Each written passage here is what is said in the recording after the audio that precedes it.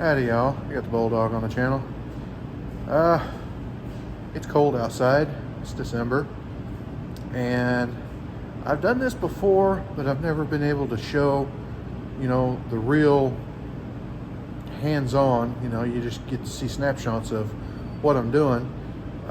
This is one where I can show the whole thing because it's out there and accessible. This thing has no heat. Now, the guy called last week, yeah, I have no heat, can we get it in? And we have been trying to book way out because we're trying to catch up on the stuff that's still here. This is the kind of stuff that shows up. It's like, well, it could be a few minute repair and it could be several hours. And we've had several of them that instead of being the few minute repair, it's been the several hour repair. We're starting to get caught up a little bit because we had 2 or 3 jobs in a row where it was the short time, and that cuts a huge chunk. You can't plan for massive amounts of time when you don't know that you're going to have the massive amounts of time. You have to kind of average it out. The average has been, somebody's been blowing the curve. I'll just say that. But anyway, this thing has no heat.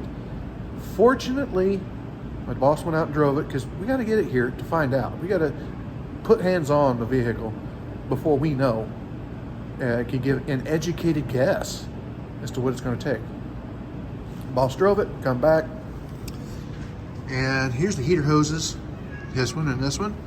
They were cold up there at the dash.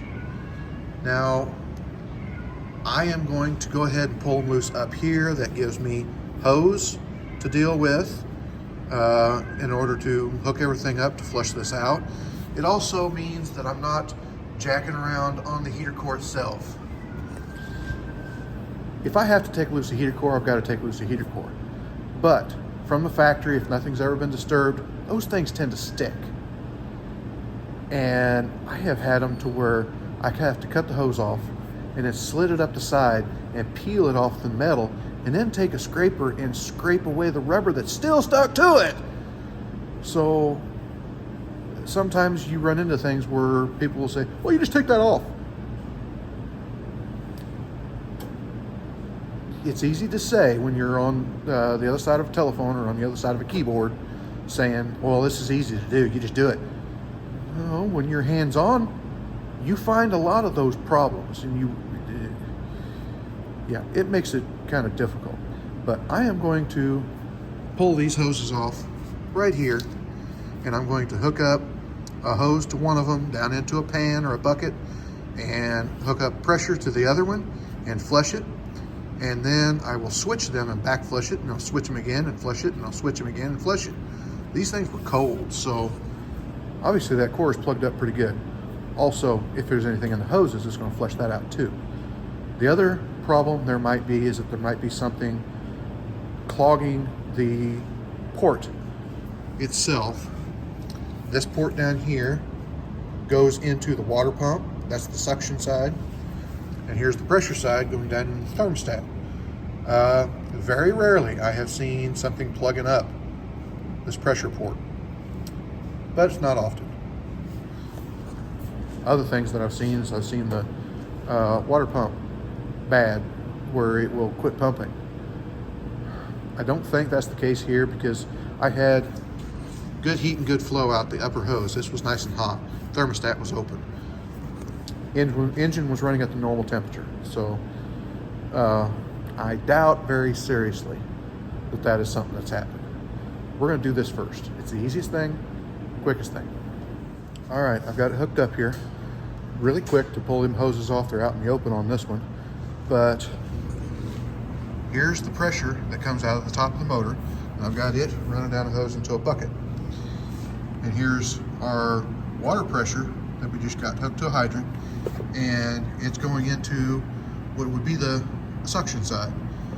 So we're back flushing it. It normally runs this way. We're going to force it to run this way. And I'm going to watch this as I turn it on and see if I can see any junk come out. Usually you don't see it, but every once in a while you'll see kind of a glob of stuff. It's stop leak most of the time. Factory puts in a lot of stop leak.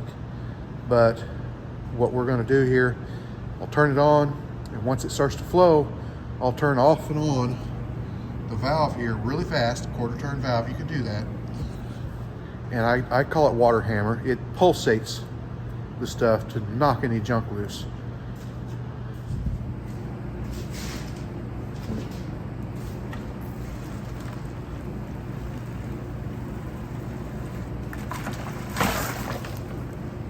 Nice.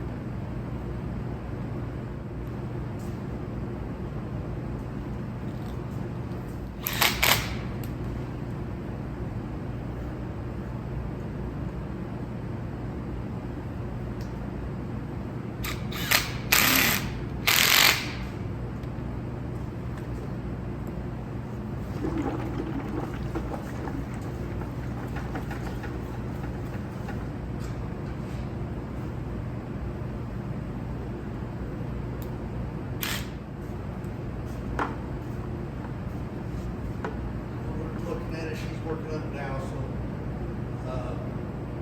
I think he's getting some water through it. The hoses were totally cold, so it needs to be plugged up. So, yes. So we'll see how things turn out. But I know he's getting water through it, so that's a good sign.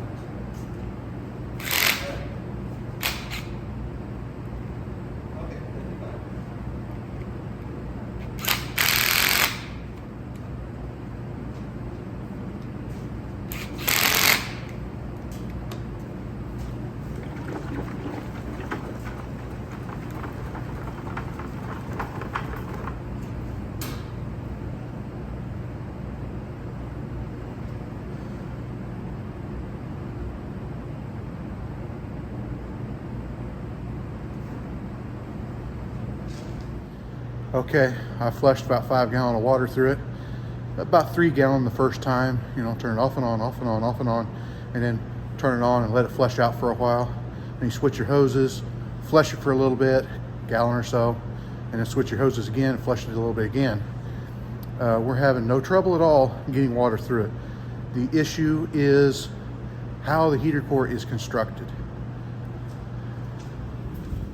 Now, oftentimes you have your heater core, it's just a box, and it has 2 pipes that come out. Now, some of them are in series. That means they go like this,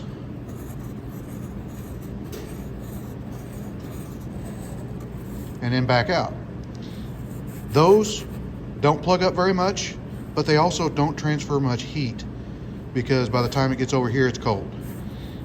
It's just what the design they use most of the time is a box, and they have an in and they have an out. Now, instead of having back and forth like this one is, it just has one side then the other, and it has a tank over here and a tank right here, and it runs all of these simultaneously and then back up through this other pipe. So what happens is the heater core over here starts to get plugged up, but it's still flowing air or water because it can go right straight back out the pipe. Honestly, it's not a great design, but for whatever reason they do it that way. It flows a lot more water. doing it that way. So, I am not the expert on it. I'm not an engineer. I can tell you what you're doing wrong. I can't tell you the right way to do it. It seems to me like doing it in series would be the safer route to go, but like I say, it might not exchange as much heat as the other way. And the other way works better when it's new. We don't work on new stuff. Why would you need to work on something brand new? If you're working on it brand new, you did something wrong. So I have to work on the stuff that's older. And this is always the problem that happens. That and the fact that the manufacturers put stop leak in them from the factory. It makes it out of warranty. After it gets some age on it, they tend to plug up. As you can see, the kind of stuff that came out, it just doesn't look very good. Of course, it's foamy from being agitated, but yeah, I didn't see big clumps come out, but you know, this stuff does not look good. Now, we've got all the hoses back on, and bear in mind, these hoses come in on top of the motor, so draining the system is really not necessary. You don't lose very much when you pull a hose off, but when you hook them back up, bear in mind that your heater core back there is now clear full of straight water. You can't let it set. You have to fill your radiator back up with pure antifreeze, not the 50-50 mix, because you've diluted it with what the pure water is in your heater core. So you pull it, fill it the rest of the way up with straight antifreeze. That way it mixes with the water in there. You always want it to be a little bit more than 50-50. 50-50 gets it down to 32 below, but there are places in this country that get colder than that. And there's a fact that whenever people start it up and take off, they don't let it warm up very much anymore. The older ones, you'd let them warm up a little bit because you needed to. Just choke. These are fuel injected. You can just fire it up and go. Some mechanics say that it's okay. Some mechanics say that it's not. I'm in between. Don't hammer it. You can go. Most people don't live on an interstate. Most people.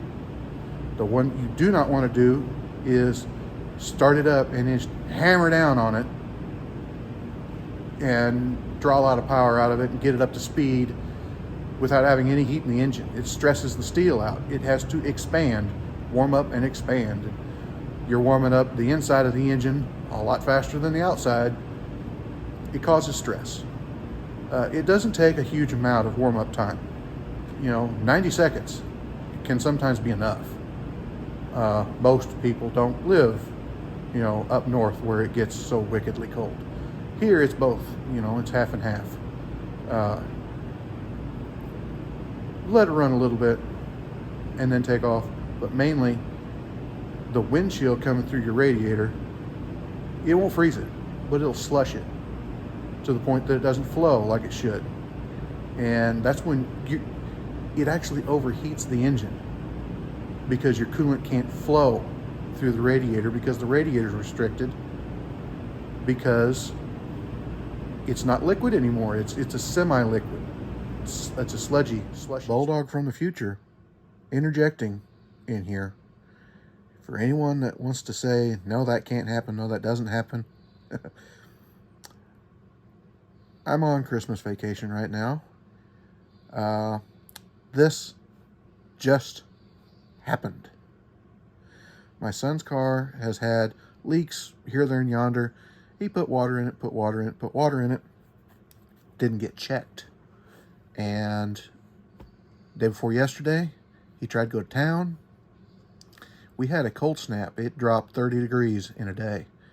And the high on that day wasn't up to 0. So, yeah, his car overheated. It overheated. And he thought it'd blown up, something horrible wrong had happened.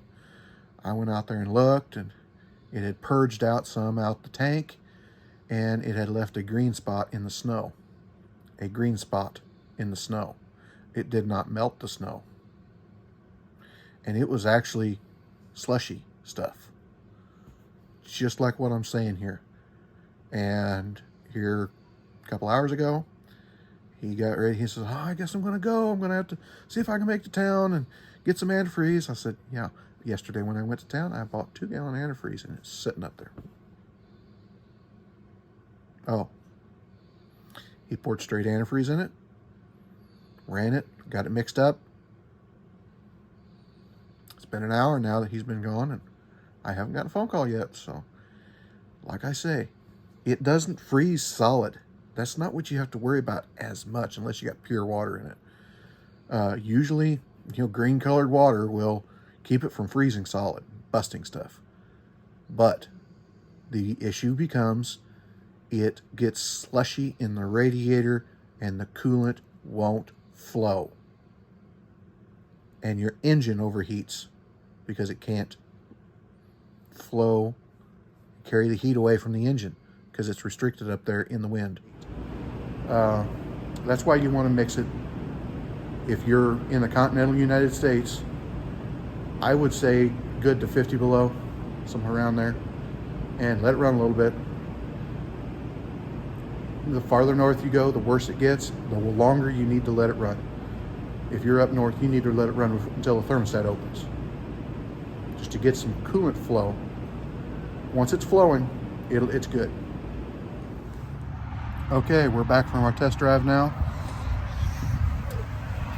Both of our hoses are hot, and they're the same temperature. Heater will run you out. One thing we do run into on occasion is you flush all the junk out of the heater core and find out that the junk in the heater core was what was plugging up the hole. So that's something you always risk. I don't think this one's like that. There's some condensation inside when we ran it, but there's no smell to it. You'll smell antifreeze inside if you got a heater core leaking. But as you can see out here, we've got ice forming up and it's about to get cold. It's not even cold yet. It's in the 20s right now, Fahrenheit. It's going to be 5 below zero here in 2 days. So I kind of wanted to have this guy taken care of. I'm running no heater in Lenny right now. So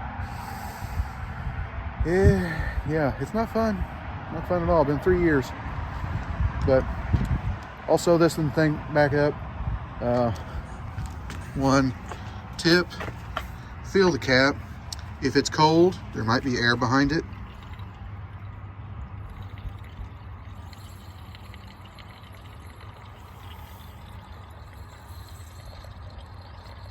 A little bit of air behind it.